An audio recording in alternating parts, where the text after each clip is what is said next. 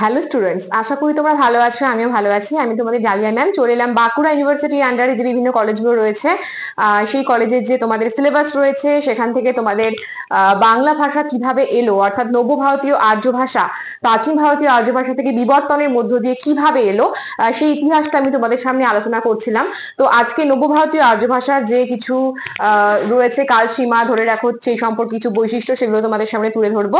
তো ক্লাস শুরু করার আগে তোমাদেরকে ইনফরমেশন দিয়ে রাখি, বাঁকুড়া ইউনিভার্সিটির আন্ডারে বিভিন্ন কলেজগুলোতে যারা পড়াশোনা করছো, যদি তোমরা আমার মেজর বেঙ্গলি অনলাইন ক্লাসে যুক্ত হতে চাও তবে অবশ্যই আমাদের দেওয়া নাম্বারে যোগাযোগ করো।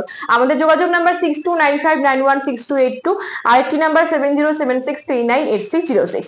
এই দুটো নাম্বারে ফোন করে তোমরা অ্যাডমিশন নিয়ে নিতে পারো এবং তোমাদের যা নোটস রয়েছে সবকিছু তোমরা কালেক্ট করতে পারো। তাহলে চলো বেশি কথা না বাড়িয়ে আজকে ক্লাস শুরু করা যাক। নব্য ভারতীয় আর্য ভাষা কালগত সীমা আগে আমাদের জানতে হবে। আনুমানিক 900 খ্রিস্টাব্দ থেকে বর্তমান কাল, এই যে আমরা চলছি এই কাল পর্যন্ত সময়টা হচ্ছে নব্য ভারতীয় আর্য ভাষার সময়কাল। ঠিক আছে, নব্য ভারতীয় আর্য ভাষা থেকে কিভাবে বাংলা এলো বা এই সময়কার ভাষা কিভাবে বিবর্তনের মধ্য দিয়ে এলো সেটা তোমাদেরকে বলি।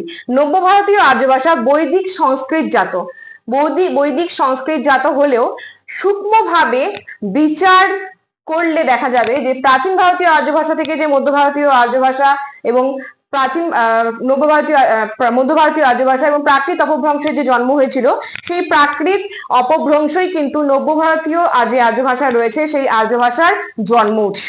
ভালো মতো মাথায় রাখবে, প্রাচীন ভারতীয় আর্য ভাষা থেকে মধ্য ভারতীয় আর্য ভাষা এবং মধ্য ভারতীয় থেকে নব্য ভারতীয় আর্য ভাষায় কিন্তু আমরা দেখতে পাচ্ছি বিবর্তনটা হচ্ছে।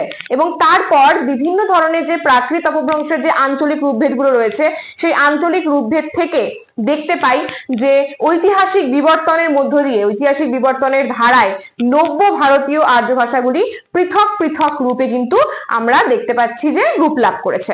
এবার এই যে পৃথক পৃথক রূপ লাভ করেছে, এগুলো ঠিক কেমন সেটা তোমাদেরকে একটু বলে রাখি। যেমন ধরে রাখো তোমাদের পৈশাচী প্রাকৃত অপভ্রংশ, তো পৈশাচী প্রাকৃত অপভ্রংশ থেকে সিন্ধি ও হচ্ছে তোমাদের পাঞ্জাবি, সিন্ধি ও পাঞ্জাবি ভাষার সৃষ্টি হয়েছে।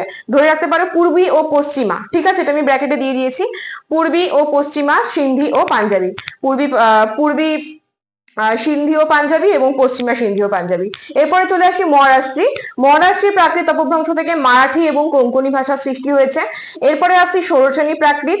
ষোড়শানী প্রাকৃত অপভ্রংশ থেকে নেপালি, গাড়োয়ালি এইসব ভাষা দেখেছি এসছে। তারপরে এসছে অর্ধমাগধী, ষোড়শানী থেকে অর্ধমাগধী। অর্ধমাগধী প্রাকৃত অপভ্রংশ থেকে অবধি, তারপরে বাঘেলি, ছত্তিশগড়ি এইসব ভাষার সৃষ্টি হয়েছে।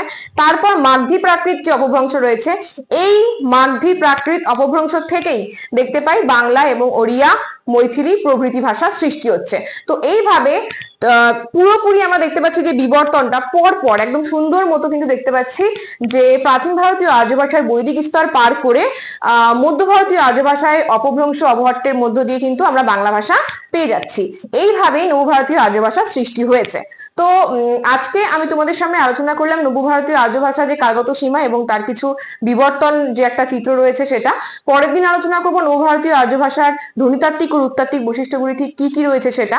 আর সকলকে রিকোয়েস্ট করছি, যারা আগের ভিডিওগুলো দেখোনি অবশ্যই দেখো। আমার ক্লাস যদি তোমাদের ভালো লেগে থাকে অবশ্যই লাইক কমেন্ট শেয়ার করে আমার পাশে থেকো। আর হ্যাঁ, অবশ্যই সবার প্রথমে যে চ্যানেল থেকে ভিডিও দেখছো আমার, সেই চ্যানেলটি সাবস্ক্রাইব করে রাখো। প্রত্যেকটা ভিডিওর মানে ক্লাসের ভিডিও তোমাদের কাছে আগে পৌঁছবে নোটিফিকেশন অল করে রাখলে। তাহলে চলো আজকের ক্লাস এত পর্যন্তই, দেখা হচ্ছে নেক্সট ক্লাসে আরো একটি নতুন ভিডিও নিয়ে। সুস্থ থাকো, ভালো থাকো, আমাদের চ্যানেলকে ভালোবেসে আমাদের সাথে থাকো। ধন্যবাদ।